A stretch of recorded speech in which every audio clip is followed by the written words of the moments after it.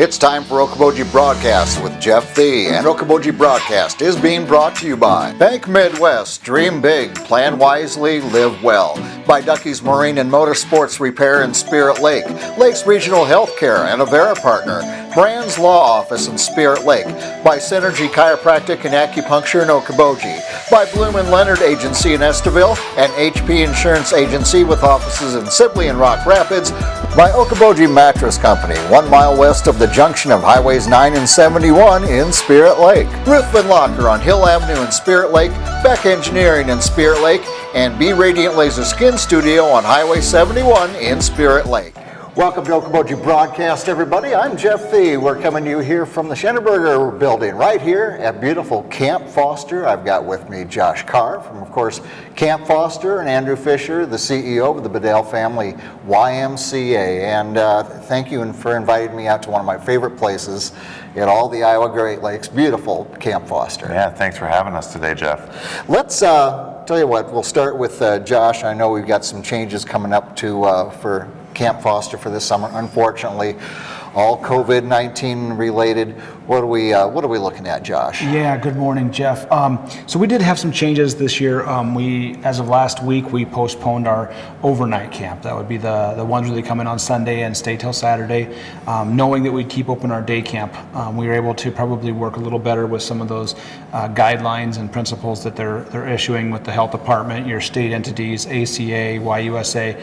They're giving us a lot better structures to work with that we can do day camp a lot easier at this point. Yeah. We also are going to try to run some family type activities. Keeping within your own family, you're able to keep and maintain that potential spread of a disease within your own family group. So that's kind of what we're looking to do to try to still engage our community, bring all those wonderful Camp Foster programs out to people from all over. And right. So, our day campers are going to have a wonderful summer. Our family campers, people who want to come out and see what kind of activities camp have, we're working on that right now. It'll be kind of some neat stuff coming up. Well, and just to give people an idea, and how many weeks of resident camp do you have generally? We had 8.5 or 9 weeks this year. Normally 8 to 9 weeks is typical. And how many campers per week would you say? About 260 overnight campers. Okay, about 260. So I guess my question is, to stay within guidelines, what would you have had to do with all those and continually having to do, Josh? We would have had to really pare those numbers back. And not only that, but our staffing adds another whole new dimension. The traveling with people coming from every state. We have people from all over the country and across the planet coming to camp and to say, hey, yeah, we really understand, and we know that everybody coming in here is absolutely testing negative for, a communicable disease like COVID-19. Can't do it, and you can't do it. You just can't run the risk for other people. So yeah, exactly. I think some of it's staffing, some of it's program areas to put the kids into and keeping them isolated within the camp. There was just way too many, and probably rightfully so. Yeah. Too many hurdles to jump over to do the overnight camp. Yeah, and do it safely and for the good of the staff and campers, quite frankly. Yes. So for the family camp, for day campers, same type of activities that they've always looked forward to while they're here? Yeah, there might be some modifications on how we do it. Now, obviously, there's going to be some modifications on how we're cleaning and keeping things disinfected, stuff like that. There will be still some rules that have to do with groups intermingling. This group of 10 kids over here may never intermingle with this group of 10 kids over here, or if it's a family camp, your family may not interact with that family over there. Right. And we're going to keep them separated like that on purpose. That's part of the program, and that's if we have to follow that rule. But if we can open up our cabins and open up our beautiful environment, that's what we'll do. Yeah, exactly. And financially, the hit on the resident camp for those weeks, 260 kids. That's a lot of income per summer for Camp Foster. How does it affect the camp? I'll turn this over to Andrew here just in a little bit, but we're a big association. We do a lot of things. The income that we use for Camp Foster and the income that comes from the Bedell Family YMCA, it supports our whole area in a number of ways. And so missing a program the size of overnight resident camp has a huge economic impact, not only on our camp facility, but both sides of the facility. So Andrew probably be able to speak a little more on that particular subject, but yeah, it really changes the way we hire staff. We won't be ordering food and some of those things that we normally do at camp, and it may change the way we do some of our off-season projects and cleanups and things like that. So Right, yeah. Everybody's feeling that. We're just new to the game because summer camp starts in the summer rather than in March. Right, Yeah. yes, So exactly. We're feeling it now versus 2 months ago. Right, yeah. And just for you quickly, if people have questions, they're like, well, I'd still love to bring my family out to Camp Foster. And boy, we got the kids here this summer and so forth. If they want to do day camp, they contact the same way, website and so forth, Josh? Website, call us, whatever it is. If we're offering any programs at camp, they're all going to be based off of reservation. We can't just open our doors and say, come on, there's a horse ready for you to ride. Right, or pick right. one out of the field, Yeah. We can't do that. So we'll have times established for people that want to come out, maybe use some of our programs when we know what those look like. And also if you were signed up for overnight camp and you got canceled, you got sad eyes, maybe they can sign up for day camp if you're in the area or something like that. Right. If you're within a commutable distance, or maybe you're up here with grandma and grandpa, you can still send them to the day camp and things like that. So Yeah, sure. Call us, get online, however you want to do it. Right, okay.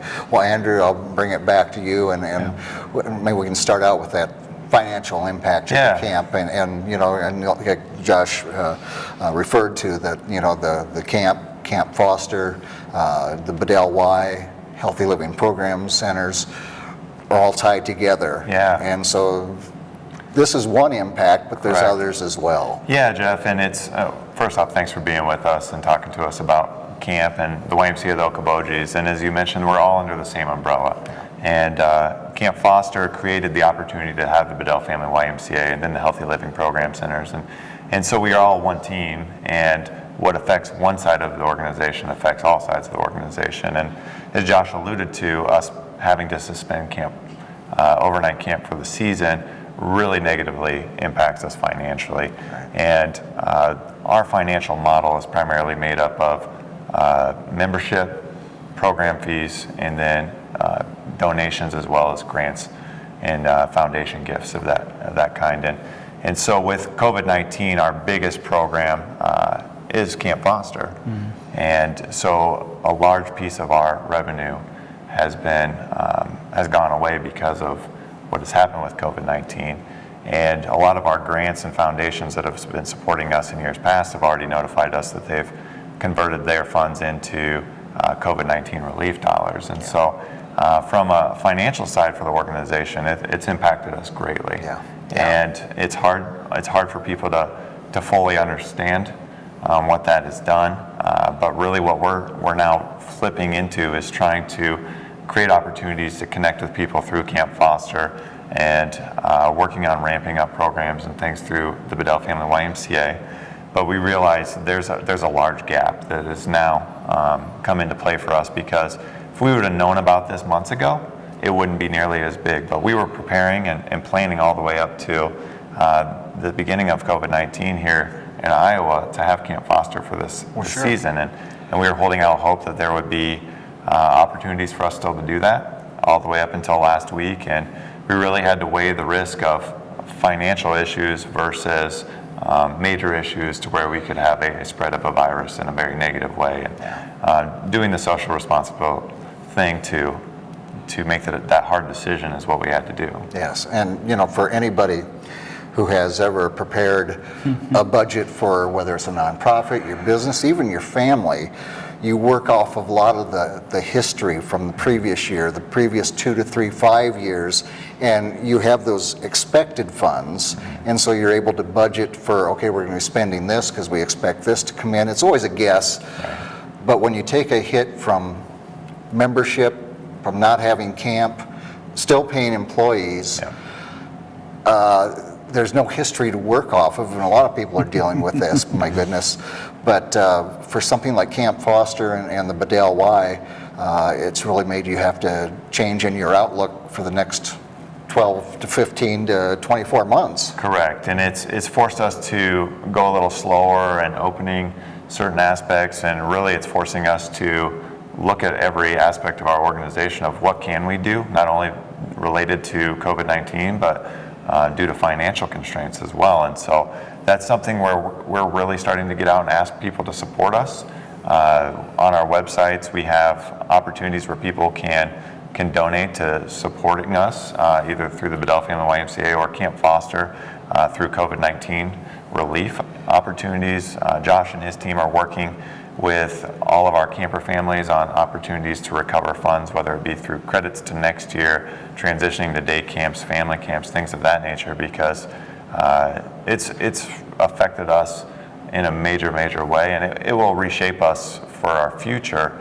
And we're just trying to minimize how big of a change that's going to be at this point. Yeah, exactly. And of course, planning to have your annual fundraiser back in April for Strong Kids, which is scholarships for the kids to do these different things. That was taken away too. So boy, a lot of body blows. Yeah, there, Andrew. In March we had kicked off our annual campaign to raise funding for scholarships for YMCA memberships, programs, camperships, support a number of initiatives throughout the organization. And you're right, we missed out on over half a month of opportunity to raise those funds. And so that kind of stalled out there, and we're re-engaging donors and asking if they would continue to look at supporting those efforts, as well as the opportunity to support us in a bigger way now with sustaining the organization through this difficult time. And the reality is, we want to be here as part of the healing of this pandemic. One of the things that we're asking for is the support to make sure that we have the tools to do that. Indeed, and the very mission of the YMCA, not just our Bedell Family YMCA, but the YMCA USA and so forth. It's the strengthening of families and individuals, and that very mission statement that you have, you want to continue to do that, but it takes support. It does, and now more than ever, we're going to need the support of our community. We're going to need the support of our alumni of camp, our camper families. Camp Foster has been here for over 100 years, making impacts, and one of the hardest decisions last Thursday to make that choice is very challenging for everybody. Of course. And now how about for the facilities themselves?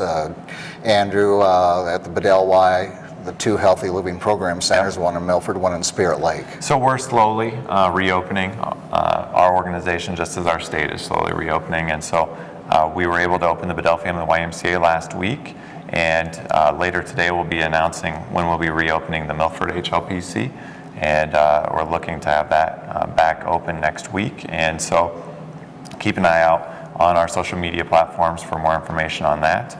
And programming is slowly coming there too, with the restrictions and guidelines that we've been given. Some of those are difficult. Right now we're operating Y Kids at both of our school sites. We're only able to serve about half as many kids as what we normally do. And once again, that's a challenge too. We have to staff to a higher level than what we had to before, but serve half as many kids with everything that's happening. And so we'll have those programs are up and operating. We're hopeful that we'll be able to begin to operate swim lessons and some other opportunities that way some point this summer. And just looking at those pieces. And of course that comes down to when the governor says open pools again. And we want to do all of these things, as Josh had mentioned. Looking at resident camp, it's still, how do we do these things in a safe manner? How do we do it in a situation where it's an enjoyable experience as well? And I know Josh and his team have been fielding a lot of calls and emails of what's camp going to look like, because people often had the worry that it's not going to be that same experience that they were able to have before. And the reality is it wouldn't have been. And that's something that I guess we can feel better about now, that we hopefully by next summer will be able to offer that experience again. Of course, absolutely. That everybody loves. Moving forward, of course, if you would like to donate and help the Bedell Y, Camp Foster, how are people able to do that, Andrew? There's a number of methods. You can reach out to us at either facilities in person, phone calls to our facilities. Our websites are a great place to start, campfosterymca.com, okobojiymca.com. If you check out our Facebook pages, whether it be Bedell Family YMCA or Camp Foster YMCA, you'll see there's opportunities there. And we're appreciative of the support we've already been given.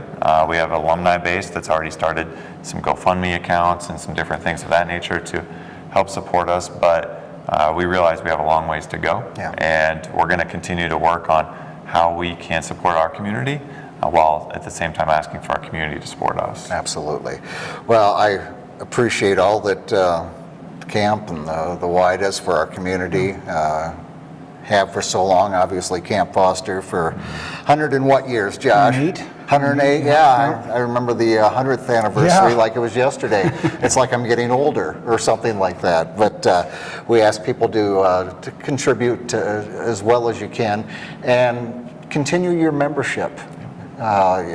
If you had to slow it down during the time of quarantine and so forth, when you walk in the door, Andrew, you've got 2 different lines there, one to check in and one to reestablish your membership. And we hope that you do, because our YMCA and Camp Foster brings so much to our community, to our families of our community, to our businesses in our community, and so your help is much appreciated. Josh Carr, Andrew Fisher, thank you for being with us. Thank you for having us, Jeff. It's my pleasure indeed. Josh Carr and Andrew Fisher here from Camp Foster and Bedell Family YMCA, respectfully. And we thank them for being with us. We thank you for watching us right here on Okoboji Broadcast.